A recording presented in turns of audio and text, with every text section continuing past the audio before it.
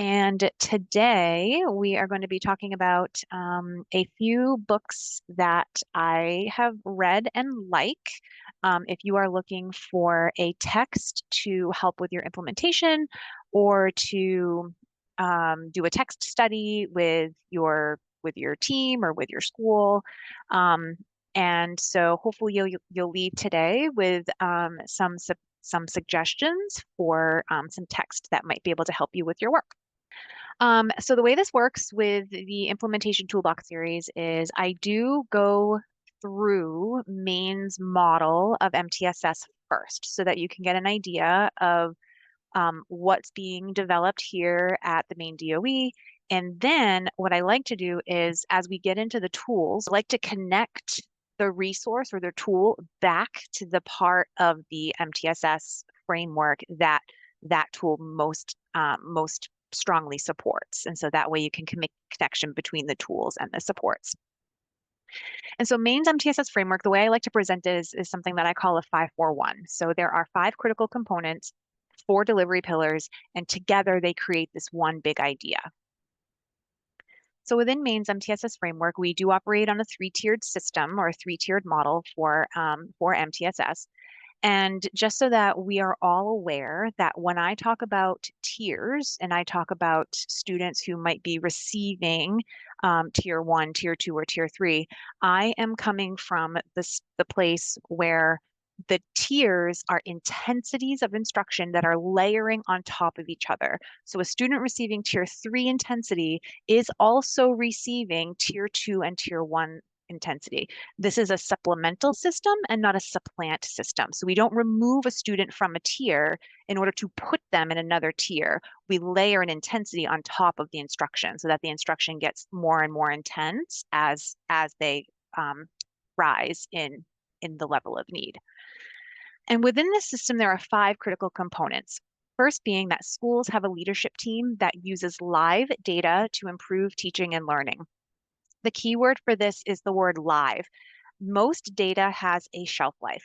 And when we collect data, we really have to have a good idea of why we're collecting that data. Because if we don't make a decision on where to go with that data within 2 to 3 weeks, the data is already old. And while you can still use it, you won't be getting you won't be matching to like the point where that student was at that point, the longer and longer that you wait. One topic that tends to come up with this critical component is, well, the Maine 3-year data doesn't come to us until, June or July or August or however that is. And that would be correct. But there's still value in getting that snapshot of your Maine 3-year data. You just wouldn't use that for tier 3, like tier 1, tier 2, or tier 3 decision making within the continuous, like the shorter model of the continuous improvement model. Number 2 is that schools utilize school-wide and grade level teams to evaluate universal instructional integrity, student response to instruction and supports, and to identify growth areas for instructional practice. As we got talking about that layered system of MTSS and layering of the tiers, this critical component becomes extremely important because for every tier 2 decision that is made, a tier 1 decision should be supporting it. For every tier 3 decision that is made, a tier 2 and a tier 1 decision, we would be supporting it.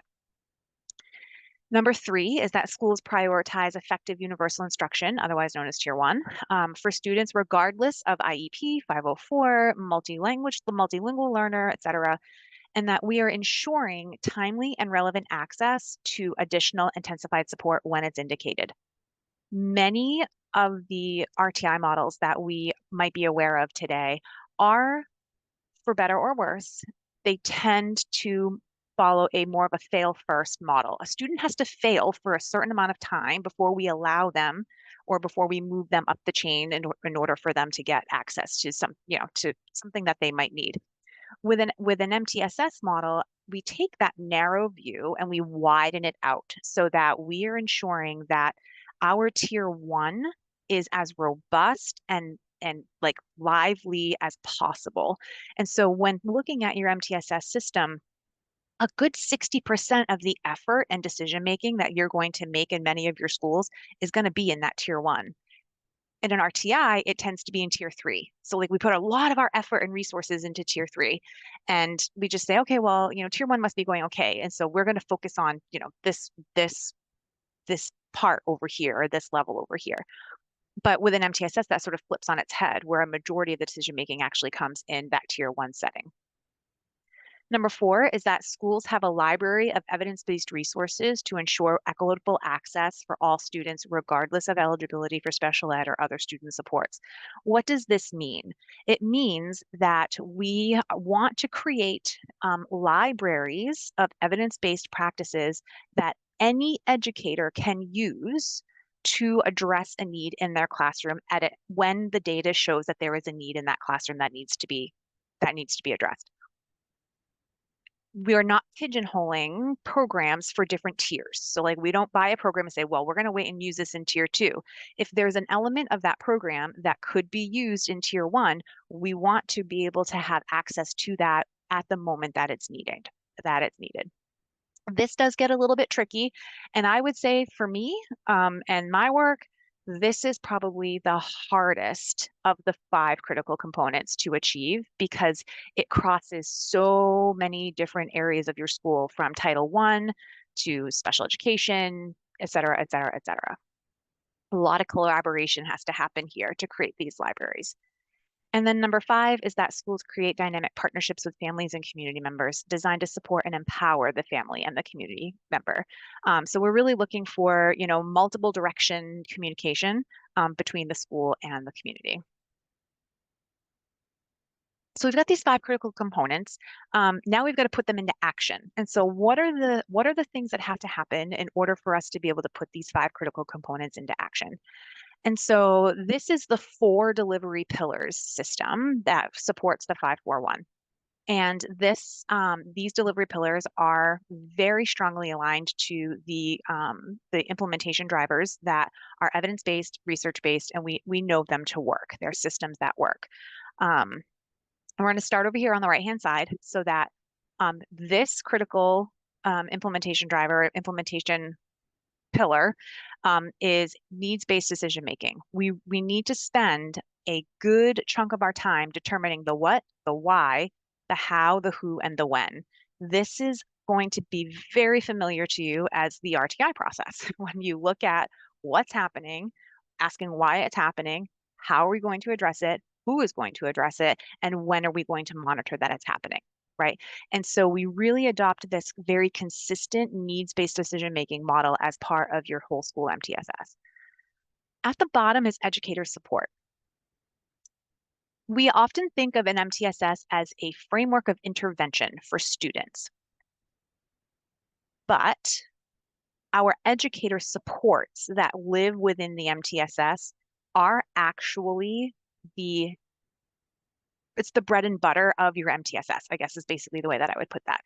And so we believe that A plus B equals C. Adults plus their behavior equals change for students. You could have the best programs, you could have the best resource library, you could have the best meeting protocols. But if you don't have the buy-in and the investment of the educators and the support that they need in order to be able to implement these programs and implement these these strategies, your MTSS isn't going to function as effectively as you would want it to function, especially for all the work that you're putting into it.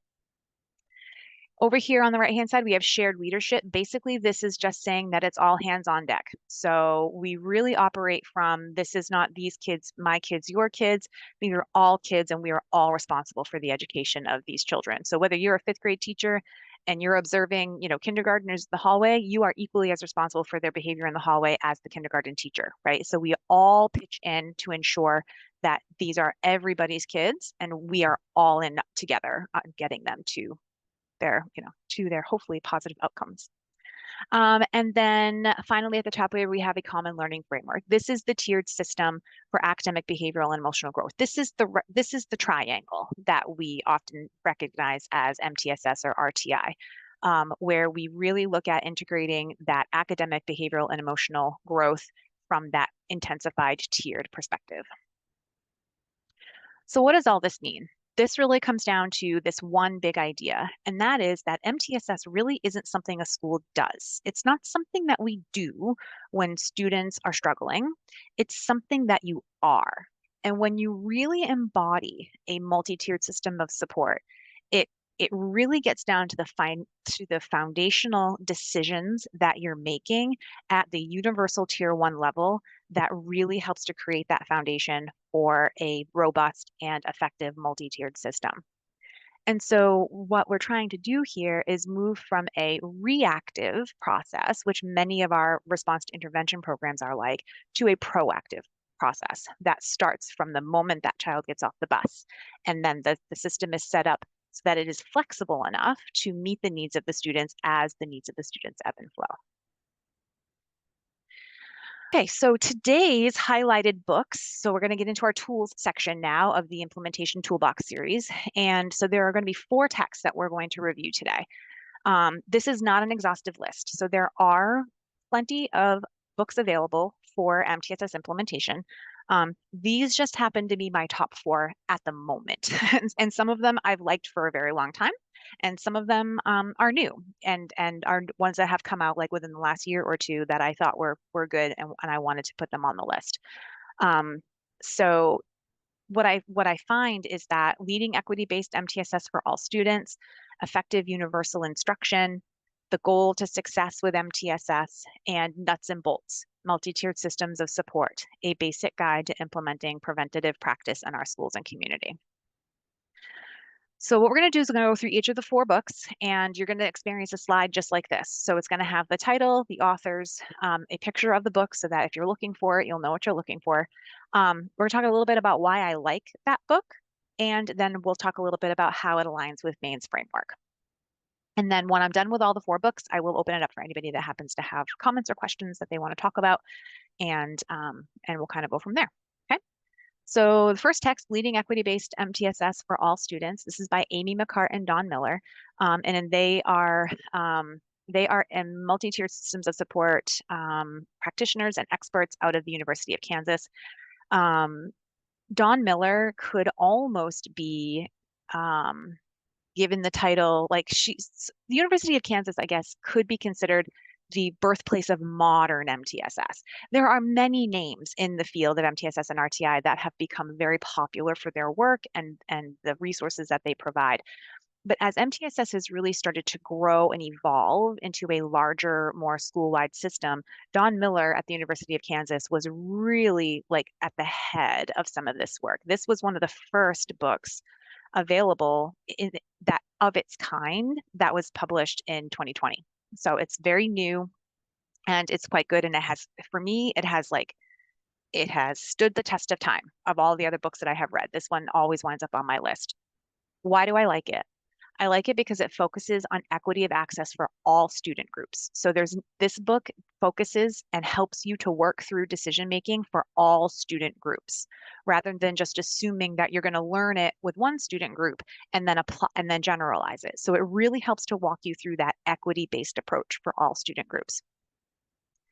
The book maintains high expectation for quality instruction. That's critical when it comes to implementing MTSS and when you're choosing a book to use as part of your implementation toolbox for your school.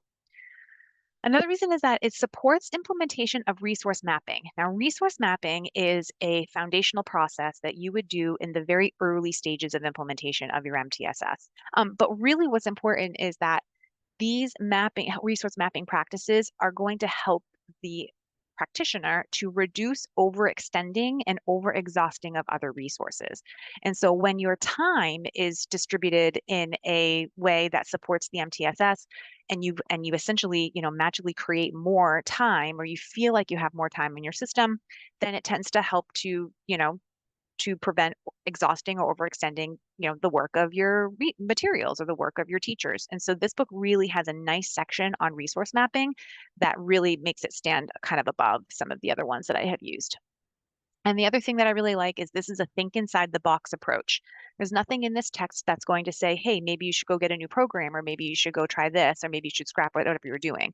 It really gets you to sit down and look within and see what you already have and what you're already doing and how some simple tweaks or even some major tweaks might have to happen that you might be able to do and create that you have in front of you now. And so it's very implementable. And it's like you read a chapter and there's something in that chapter that you can most likely use, almost immediately. I have something in the waiting room. Here we go. Okay, so how does this book align with Maine's framework?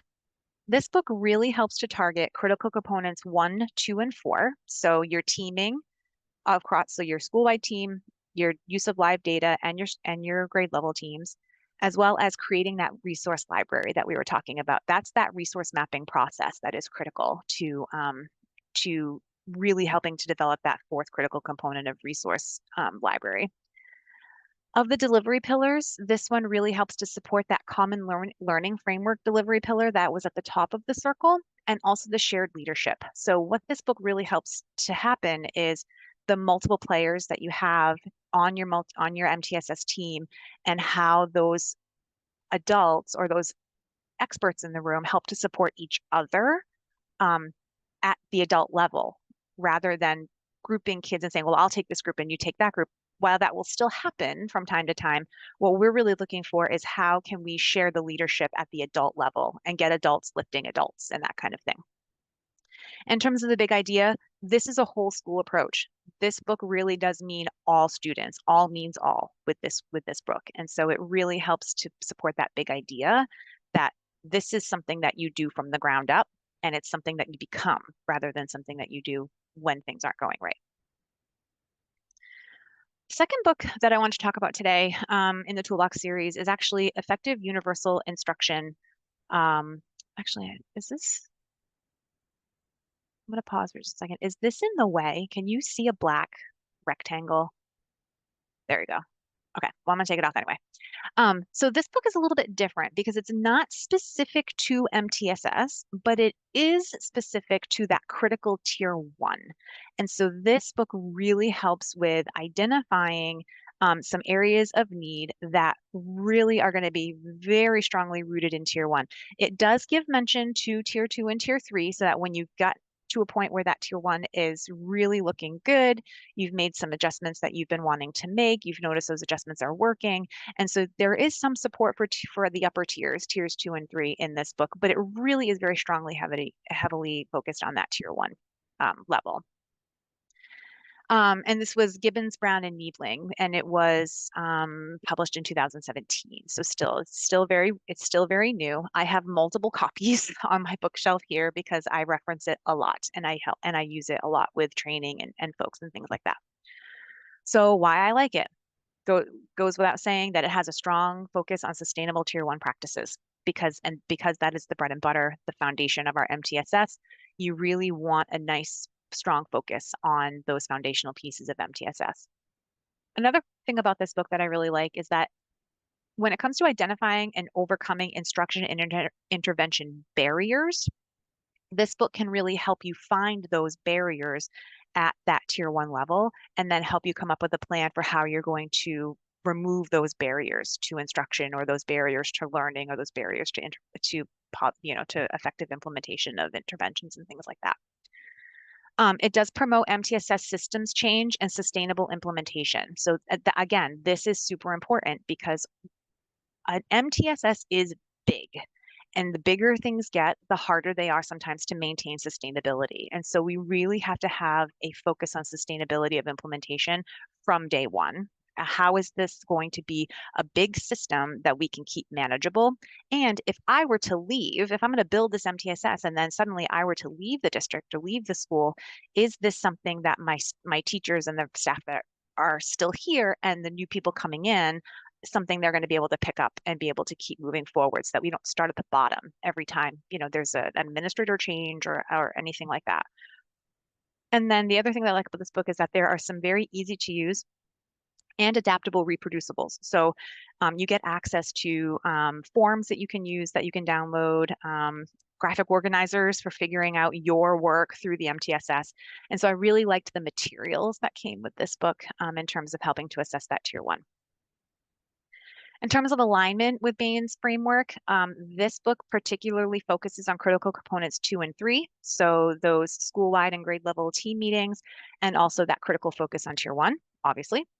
In terms of delivery pillars, this is really going to help target that needs-based decision making, your educator support system, and that tier 1 common learning framework. So this book really packs a punch. Of the 4 delivery pillars, this strongly focuses on 3 of the 4. So this definitely is a good book and worth your time.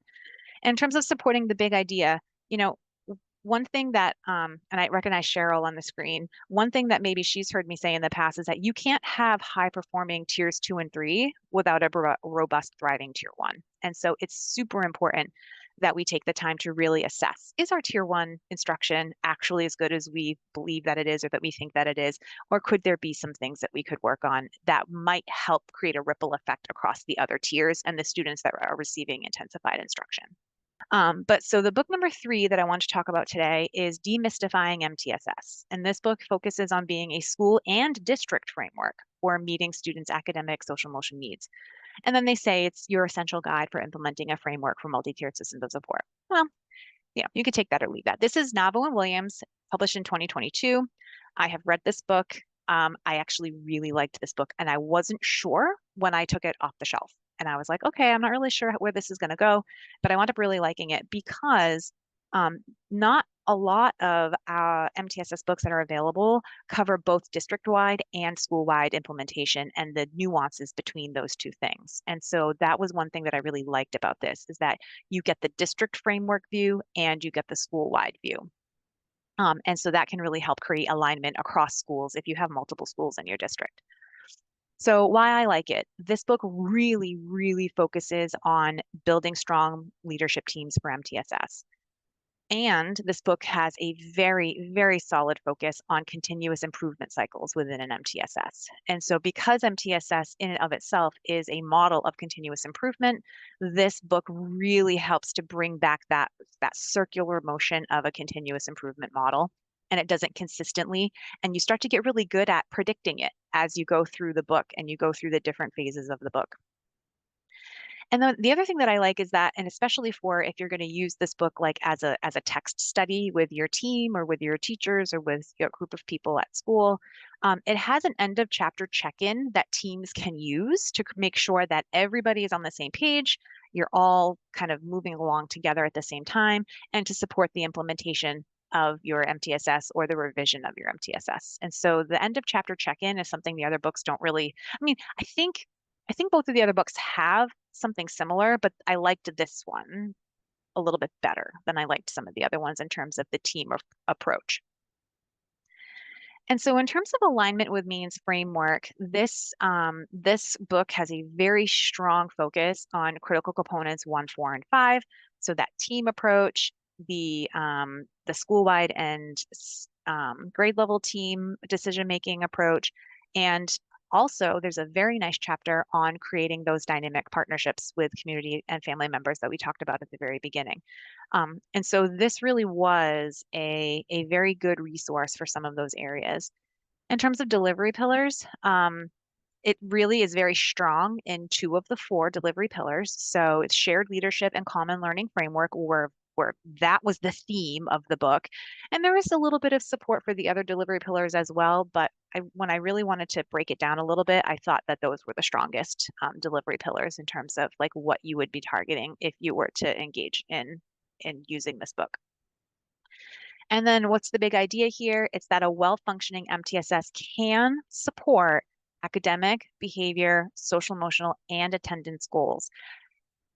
You don't need to have an MTSS A, and an MTSS B, and an MTSS C, and an MTSS attendance. You have one MTSS. And then when you have that one MTSS functioning as effectively as possible, you should be able to run any domain through that MTSS in order to be able to make decisions for implementation, changes, and are targeting student needs, right? So this book is really good at saying, hey, you don't need all these different teams and all these different meetings. There is a way that we can combine it so that it's more of an integrated approach and that we can tackle multiple domains with one system, which is really, I think, ultimately the goal of school-wide MTSS. So this is our fourth book that I want to talk about today, and this is Nuts and Bolts, Multi-Tiered Systems of Support, a Basic Guide to Implementing Preventative Practice in Our Schools and Community. This is Schaefer, Kalinowski, and Shanek, 2017. One thing that I will say about this book is that it is broken down into an easy to use question and answer format. And I really liked that because, like, if I had a question about something, it was relatively easy to be able to find that question in the book and then be able to tackle that question without feeling like I had to read the book cover to cover. I did read the book cover to cover, but when I use it as a reference, in my day-to-day work, I really enjoyed the question and answer format because it was also very conversational. And so as it was written, I really felt like, I could be having a conversation with this person, which really helped me to grab onto the concepts and really have a better understanding of putting things in place. It's like that bridge, that theory to action kind of thing. Some books tend to be way up high in the theory area and not enough in the action area. But the question and answer format really helped to sort of meld those together. So you got the theory and you got the action, and you really felt empowered to kind of move forward with whatever it was that you were doing. The other thing that I like about this book is that there were lots of flowcharts and visual aids for data interpretation.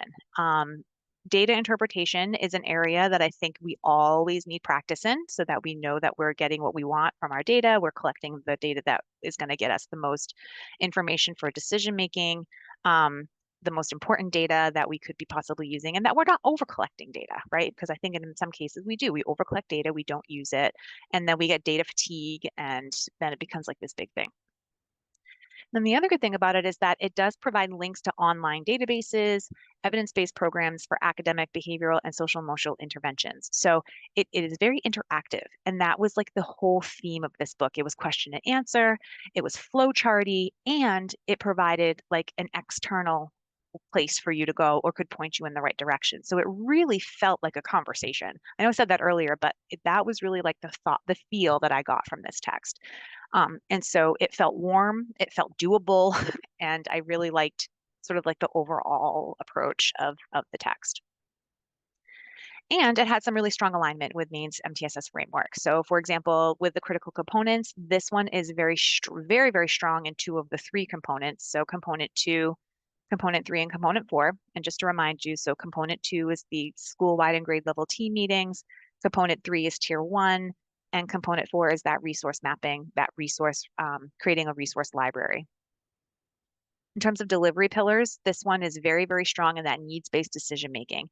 Needs-based decision making is a very active process, and this was a very active process focused book. And so those two things really aligned very, very well. And then in terms of the big idea, the big idea here is that you can't have intervention without effective prevention. And so that was really the overall big idea, and the part that supported this idea that we become the MTSS, but part of that is putting in a lot of time and a lot of effort and a lot of focus on that prevention layer. And because you can't intervene your way out of a weak tier one, and you can't intervene your way out of a model that didn't have enough prevention that went into it from the start. The question is that she is in a relatively new position, just starting, getting started with MTSS. She's got some teams in place. That's great. Got some Title I staff. Which would I recommend as a starting point? I think I would probably start with the Demystifying MTSS book. Because you already have, it looks like you've already got some teaming in place. It looks like you've already got some of the pieces that you're starting to play around with. I really think that this will help to develop that area of the MTSS, but it also has like the foundational components of implementation science.